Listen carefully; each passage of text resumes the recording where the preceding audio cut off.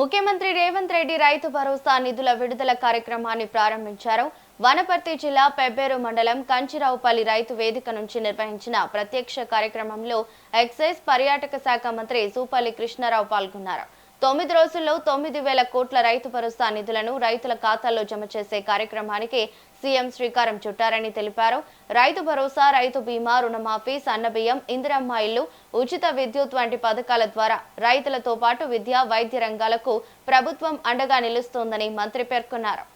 గౌరవ ముఖ్యమంత్రి రేవంత్ రెడ్డి గారి ఆధ్వర్యంలో రైతు భరోసా కార్యక్రమాన్ని ఈ రోజున 9,000 కోట్ల రూపాయలు రోజు అంటే 9 రోజుల్లో 9,000 కోట్ల రూపాయలు రైతు ఖాతాల్లో రైతు భరోసా వేసే కార్యక్రమానికి శ్రీకారం చుట్టడం జరిగింది. ఈరోజు కంచిరావుపల్లి ఈరోజు రైతు వేదికలు ఇక్కడ నేను పాల్గొనడం జరిగింది. వీళ్ళందరూ విన్నారు. గౌరవ ముఖ్యమంత్రి గారు, మంత్రులు మాట్లాడేది మొత్తం కూడా అంటే రాష్ట్రం ఎన్ని ఆర్థిక ఇబ్బందుల్లో పూర్తిగా అప్పుల్లో కూరుకుపోయినా కూడా గత ప్రభుత్వం చేసిన అప్పులకు నెలకు సుమారుగా 6,500 కోట్ల రూపాయలు వడ్డీ కడుతూ కూడా ఈ రోజున ఒకవైపున రైతు భరోసా, ఒకవైపున రైతు బీమా, ఇంకో వైపున 21,000 కోట్ల రూపాయలతోటి రైతు రుణమాఫీ, అట్లాగే ప్రజలకు సన్న బియ్యం, సన్న వడ్లు పండించినటువంటి వాళ్లకు 500 రూపాయల క్వింటల్ బోనస్.